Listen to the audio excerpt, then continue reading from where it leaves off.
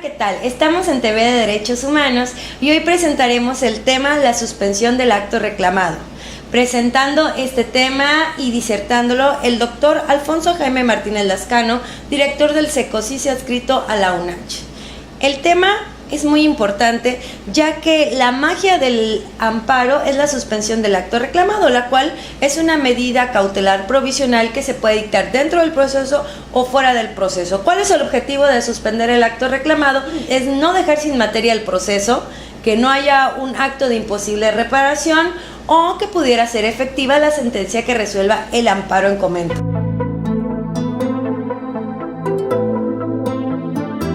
Hola, ¿qué tal? Ahora hablaremos de una figura muy importante que se da en el juicio de amparo, que es la suspensión. La suspensión del acto reclamado. El acto reclamado es aquello que se le imputa a la autoridad responsable. Aquello que se afirma que la autoridad responsable hizo, si es un acto positivo, o dejó de hacer, si es una omisión. En ese sentido, generalmente los procesos se desarrollan en el tiempo y ese tiempo puede hacer que durante la tramitación del juicio en lo principal se puedan cometer violaciones que sean irreparables para el quejoso. Ese tiempo que pueda durarse el juicio de amparo puede hacer que ya no sea necesario, quede sin materia el juicio de amparo. Entonces existe una figura que en el derecho o en la teoría general del proceso es una medida cautelar. Esta medida cautelar es provisional, porque hasta que la sentencia no haya causado ejecutoria, si se emite la suspensión, esta se va a mantener. Generalmente los abogados, cuando presentamos una demanda de amparo, nos interesa mucho que se determine esta medida cautelar llamada suspensión, porque podríamos decir que son efectos anticipatorios a la sentencia. A partir de la reforma a la ley de amparo o la nueva ley de amparo, podríamos decir como ha habido un cambio muy importante. Recuerdo que en el manual de juicio de amparo que emitió la Suprema Corte de Justicia de la Nación ya hace mucho tiempo, establecía en la suspensión que solamente los actos positivos que no se habían ejecutado serían materia de la suspensión, pero los actos negativos no, es decir, las omisiones no, porque no se podría detener algo que se acusaba de que no se hacía. Por ejemplo, que se diga que un municipio no dota de agua a una comunidad, como es un derecho humano fundamental el acceso al agua, pues es un no hacer. Entonces la sentencia podrá determinar si realmente se violaron los derechos humanos de esa comunidad y condenar a la autoridad responsable a que cumpla con su mandato constitucional. Pero mientras se tramita el juicio, ahora la suspensión puede tener efectos restitutorios. Restitutorios quiere decir, pues reparar, reponer, regresar las cosas al estado en que se encontraban.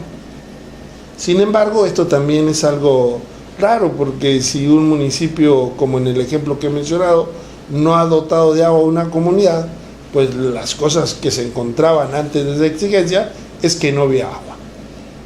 Pero sí puede ser que en la suspensión, por la gravedad del derecho humano en materia del juicio de amparo, se pueda determinar efectos restitutorios.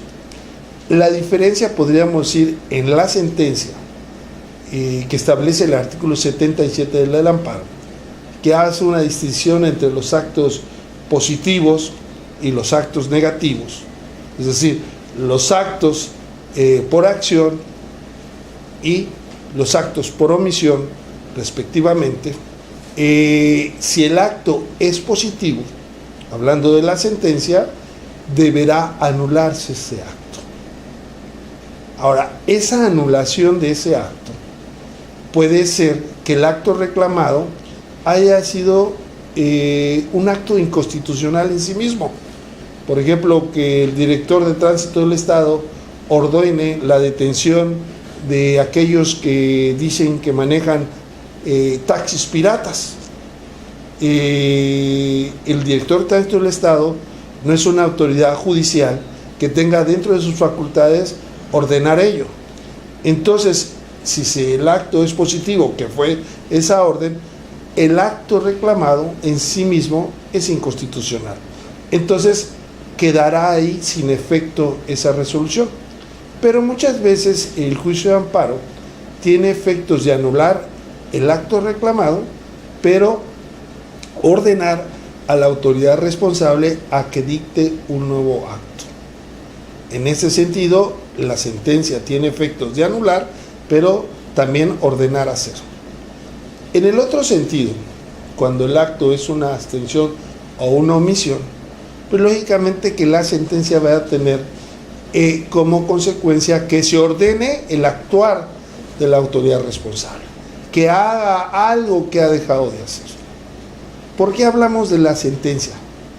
Porque en la misma sentencia se habla de efectos restitutivos, podríamos decir definitivos.